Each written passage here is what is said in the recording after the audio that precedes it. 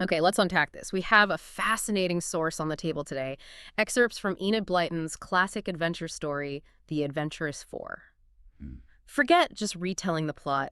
Our mission for this deep dive is to extract the crucial nuggets of knowledge hidden within these pages. Right. We're going to look at, the character dynamics, the ingenious ways they survive against the odds, the surprising discovery they stumble upon, which is far bigger than just a holiday adventure. Absolutely. And what it all tells us about courage, resourcefulness, and the unexpected places secrets can hide. Think of this as your shortcut to understanding the core insights of this thrilling narrative. And what's really fascinating here, I think, isn't just the sequence of events, but how quickly a seemingly simple holiday trip escalates. It demands incredible resilience, sharp thinking. Yeah, from kids. Exactly. These children, ranging from 10 to 14, find themselves relying on skills they perhaps didn't even know they had.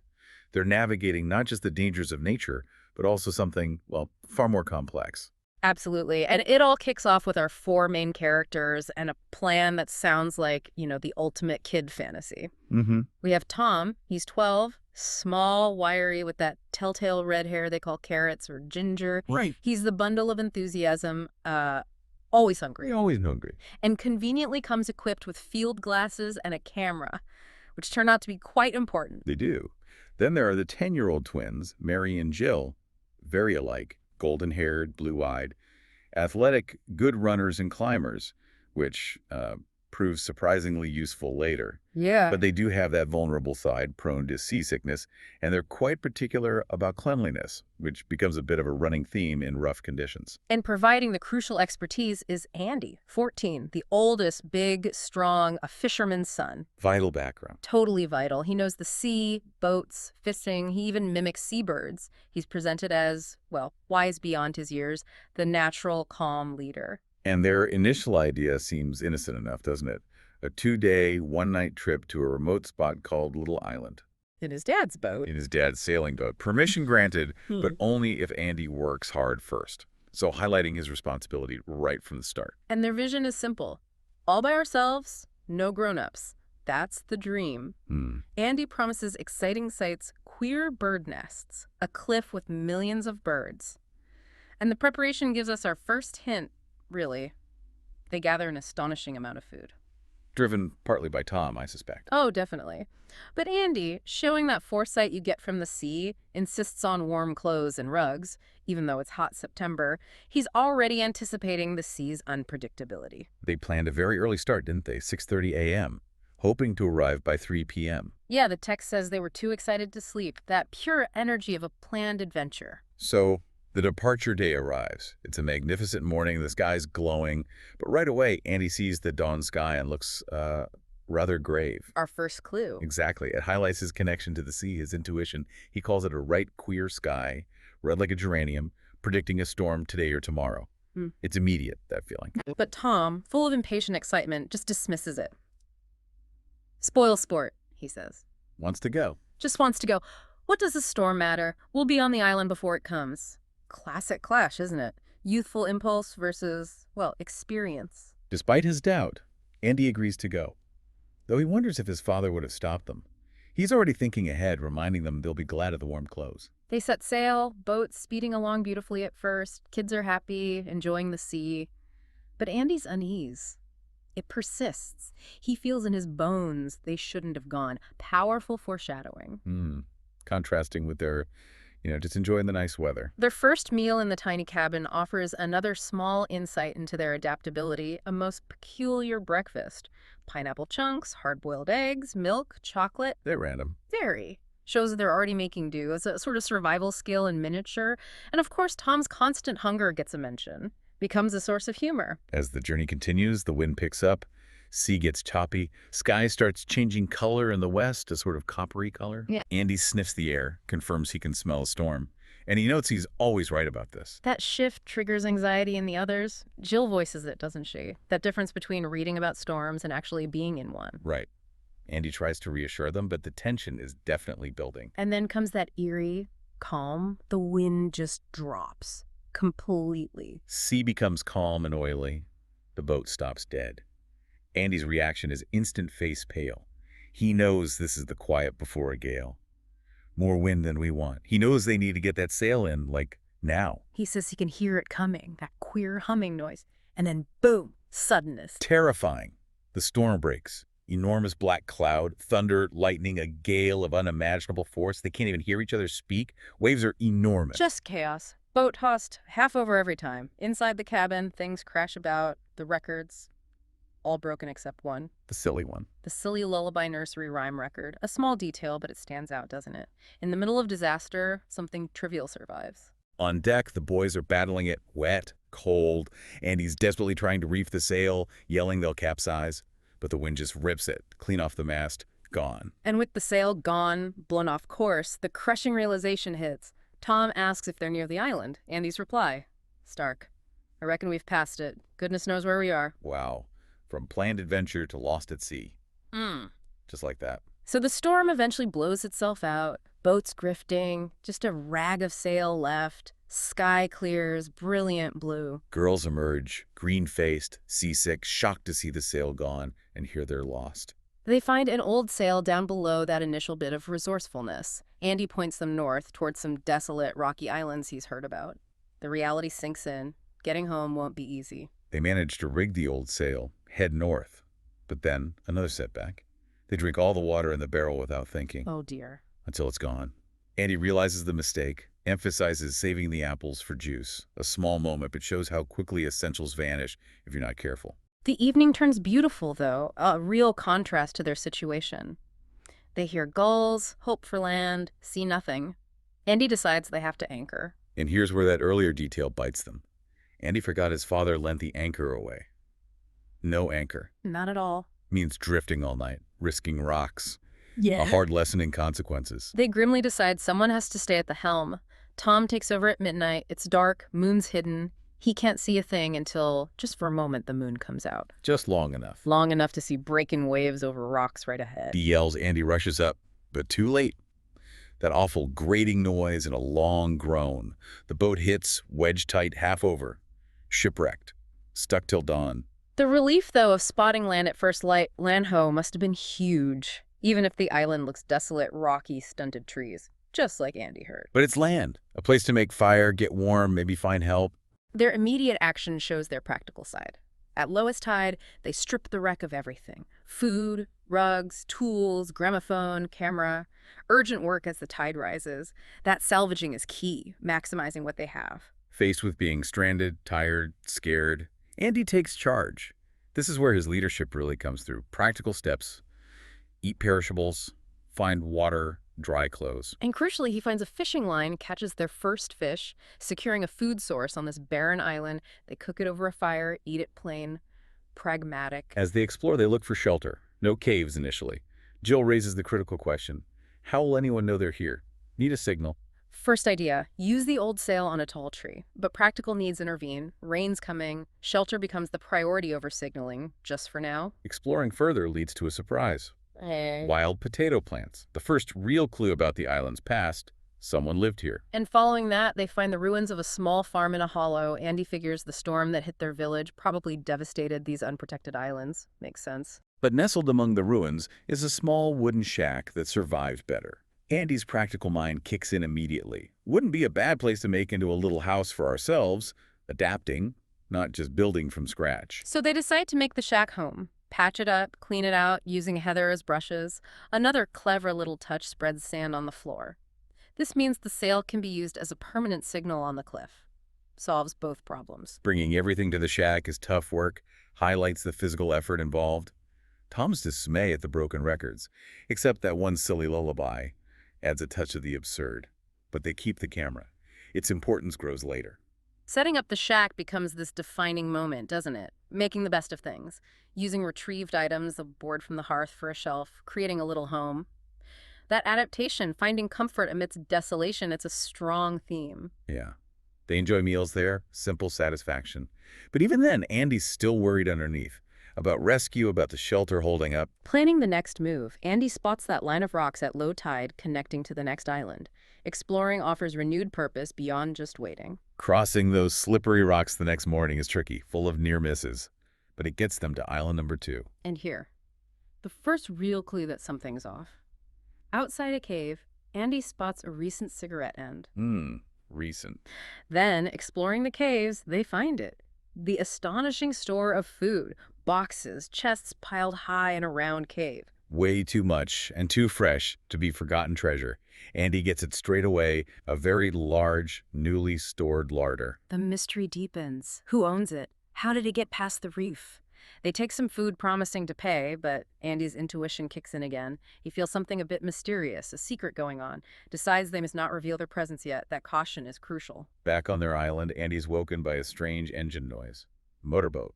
Seaplane. Critical sound means rescue is possible. But Andy's caution holds. Because of the mystery food, he insists they find out who is visiting if we shall be welcome before showing themselves. Smart move. They go to a rocky ledge overlooking the second island, hide like red Indians to watch. And the reveal is stunning. Not a motorboat. A large, powerful seaplane. The engine noise. It was the plane. Initial excitement turns instantly to shock. Tom spots the sign on the wings of the crooked cross, the enemy sign. This is the pivot. Their adventure crashes into a major wartime secret. The realization hits hard. The enemy is using these desolate islands as a base. Seaplanes using the cave for supplies. Immediate insight. They are in danger, must stay hidden. Action is swift. Shows they get the peril. Signal sail must come down now. Andy worries nowhere to hide on their bare island if hunted. And then, the vital decision. Get proof. Andy remembers Tom's field glasses and, crucially, the camera. They'll photograph the seaplane. Gathering evidence elevates their actions beyond just survival. They understand the significance. Using the glasses, they watch the men go to the cave, confirming its use for supplies. But as they return after taking photos, terrifying near miss. The seaplane takes off suddenly, flies right over them as they lie flat, barely hidden. They realize it must have seen their boat earlier, knows humans are on the island. It will search. This forces a rapid shift. Can't wait. Load the boat, leave tonight. But then, in the rush, Tom makes that costly mistake, realizes he left the camera with the precious photos back in the cave. Oh, Tom. It's frustration for the others, but heartbreak for him, losing the proof. And in a moment of, well, misguided bravery and guilt, left alone briefly, Tom makes an impulsive choice. Takes the boat back to the second island himself to get the camera. Andy sees him go. Angry, worried. Calls him a fathead for running the risk, especially now they've been spotted. The girls are dismayed. Hey, wait! And wait. Night falls. No Tom. Andy draws the grim conclusion. I should think he's been caught. Now we're in a pretty fix. No Tom and no boat. So what happened to Tom? He got to the island, found his camera in the dark cave. But just as he was leaving, enemy men arrived. They'd found his boat. Realizing he's trapped, Tom makes a brave, quick decision.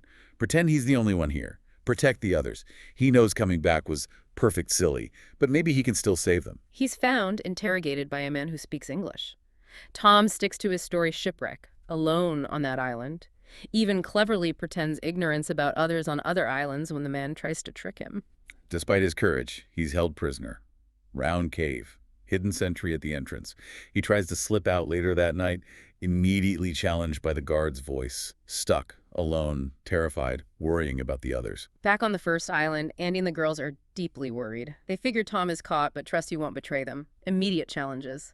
Hide from the inevitable search and rescue Tom. Hiding seems impossible. Their island is bare, no real caves, no dense woods. Mary says it, nowhere at all. As a motorboat with 5 men approaches, desperate action, rush to the opposite side of the island, hoping to buy time. Reaching the barren beach, despair again, nowhere to hide. But then Jill has that brilliant, desperate idea, like hiding the boat. Cover themselves with sand and seaweed. Look like rocks. Ingenuity under pressure. Andy quickly buries the girls, leaves breathing holes, hides himself. Camouflage is incredibly effective. He can't even tell which rock is the girls until one moves. Terrifying wait as the enemy searches. One man stands right beside Andy. Incredibly close call. And then nature helps accidentally. Gulls land on them, mistaking them for rocks. One even pecks Andy's knee. Ow. The men see the calm gulls, conclude no one's hidden there. They leave, convinced the island's empty. Andy and the girls emerge, cold, damp, but safe. Successful hiding when it seemed impossible. Huge insight into resourcefulness. Back in the shack, warmed from the stove, cocoa. Okay. They focus on the next impossible task. Rescuing Tom. Know he's likely in the cave, guarded by a hidden sentry. Can't just rush in. Andy decides he must cross back alone that night. Try to make contact. He knows where the sentries heard him cough. Crossing in the dark, Andy uses the cough to pinpoint the guard, climbs the cliff above the cave to avoid him, hides on top. Next morning, watches the sentry change, estimates he's right over the round cave, idly wonders if Tom could hear him, and then he hears it. A groan, then a yawn from the ground below him. Strength. Investigates, pulls aside Heather. Extraordinary discovery. A hole leading down, an air hole to the cave. A key. Exactly. Explains why the cave wasn't stuffy, the crucial opportunity, small, unnoticed feature. He starts scraping, sands easy to enlarge, calls down, "Tom, are you there?" Down in the cave, Tom, lonely, worried, but having bravely tricked the interrogator, hears scraping, then the strange, hollow voice. Recognizes Andy. Immense excitement. Using the air hole, they whisper, catch each other up. Tom tells Andy about the trickery, Andy tells him about the seaweed hiding, both sides being ingenious. Rescue plan forms. Enlarge the hole from both ends, but need tools. Andy announces he's bringing the gramophone and the one record. Joel's confused. But this is creative problem solving. The gramophone plan is brilliant, a crucial diversion. If Tom makes noise climbing down the cliff, alerting the sentry, Andy starts the gramophone playing the lullaby inside the cave. Sentry hears singing, thinks Tom's still inside, won't investigate. Clever. That night, armed with tools and the gramophone, Andy returns. Boys dig hard from both ends. Sandy soil helps. Hole's large enough. Andy lowers the gramophone, explains. Tom sets the needle, ready to pull the string. Tom climbs up. Andy hauls, reminding him camera. Proof is vital. Tom emerges free. As Tom climbs down the cliff, he slips. Stones clatter, alerts the sentry. But Andy pulls the string. Lullaby plays. Trick works perfectly. Sentry hears singing, thinks Tom's safe inside, dismisses noise as a rabbit. Back on their island, joyful reunion. Tom confesses his mistake. Acknowledge the fix. No boat. Andy's determination, unwavering. With Tom rescued, they must escape. Only chance, get the wrecked fishing boat off the rocks. Andy noticed it seems looser. Plan set. Tackle the boat at high tide tomorrow. Andy assesses damage, believes he can patch it enough to sail. Constant bailing needed, but possible. Resourcefulness again, patching a wreck with minimal tools. Getting it off is immense effort. Ropes, high tide, big waves, heaving with all their might, physical struggle, sheer determination. Enormous wave finally helps, sweeps them off their feet, but lifts the boat free. Victory mixed with chaos. They pull it to shore, make hasty repairs with wood from the shack roof, hammering echoes. But they press on. Need to finish before Tom's escape is discovered. Boat patched, loaded with food, rugs. Ready. Andy heads off for the old sail one last time. But on the beach, shocking discovery. Recently struck match.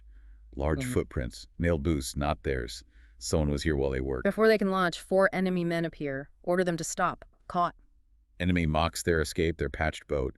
Takes the boat now conveniently ready for them. Orders children to unload supplies. Condemns them to imprisonment. Despair. All that work. Ingenuity. For nothing. Real prisoners. But Andy's defiance remains. Shakes his fist, vowing to beat you yet. Tell the secret. Back in the shack, girls cry. Andy sits, stern silence, thinking. Tells them they did their best, but must escape. Tell the secret. Goes off alone to think. Puzzling how to escape without a boat, returns after 2 hours, eyes shining. An idea. His plan. Can't take or make a boat. Build a raft from the shaft planks. Difficult part, leaving the girls, Andy explains. Too cold, dangerous on a raft. If he and Tom make it, they send rescue. Girls, upset, bravely agree. For the sake of our country, promise not to fuss, watch for rescue. Andy devises another clever plan. Get raft wood and better living space. Make shack look like it fell in a storm. Pretend injury. Ask enemy for a tent. Deception works. Enemy man sees ruined shack, injured state, provides a tent. While living in the tent, they quietly dismantle the shack, build a solid raft. Hammering noise covered by frequent noisy seaplane visits. Finish the raft. Hide it under the tent, piled with heather. During a visit, enemy man looks in, sees food box, luckily distracted by seaplane and Tom's quick yell.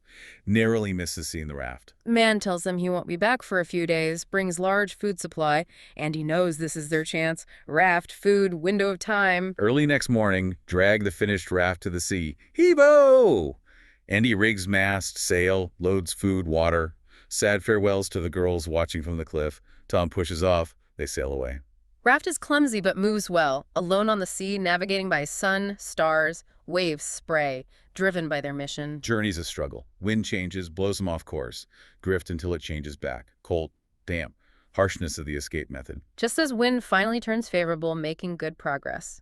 Hear it again. Seaplane engine. Fear discovery. Enemy hunting them. Attempt to hide. Slide into water, hold raft. Hope pilot thinks it's empty. Seaplane spots raft. Circles. Examines closely. Lands nearby.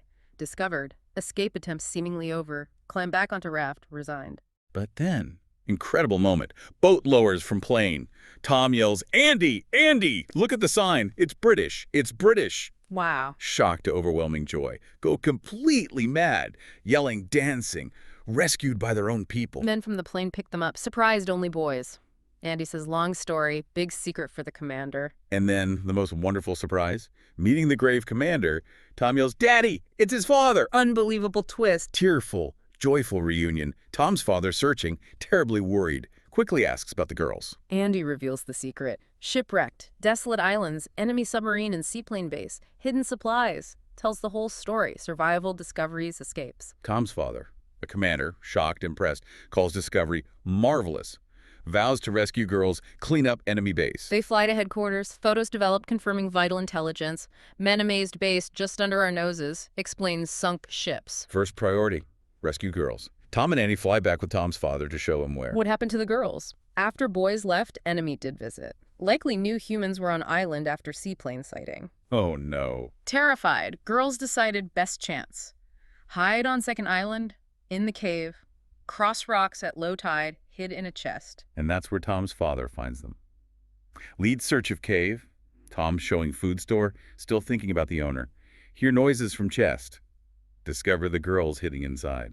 Another joyful reunion. Father hustles them out quickly, fears enemy return. Fly off, see warships, aeroplanes heading towards islands. The big surprise is underway. Arriving back home, crowd gathered. Andy's father among them. Emotional welcome. Telling the story to mother and father. Praise for bravery, resourcefulness. Father confirms raft likely wouldn't have made it, but Andy's duty was to try get the secret back. Hear distant booming attack on the base. End of the submarine sinking ships.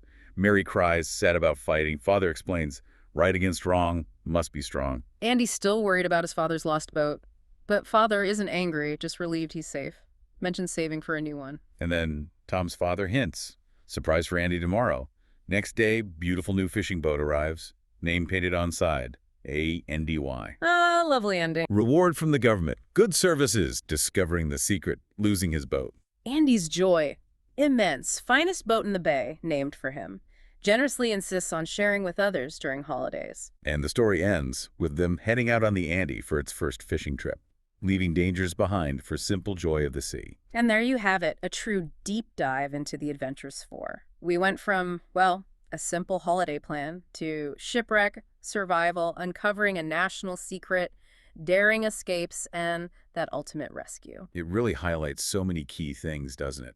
The importance of preparation, Andy's warm clothes, saving matches, the unexpected dangers nature throws at you, storms, rough islands. Absolutely. And then the ingenuity, the sail as a tent, the raft from the hut hiding under seaweed, that gramophone trick. Coupled with the power of observation and critical thinking, Andy's smelling the storm, recognizing the enemy base signs, spotting that vital air hole. Skills just as important as his sea knowledge. And the bravery, the loyalty between them. Protecting each other, determined to tell the secret no matter what. It's a fascinating contrast, isn't it? Their youthful adventure versus the serious adult world of wartime secrets they stumble into. What really stands out to you from this story?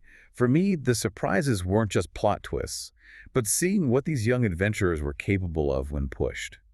Their resilience. So what does this all mean when we connect it to the bigger picture?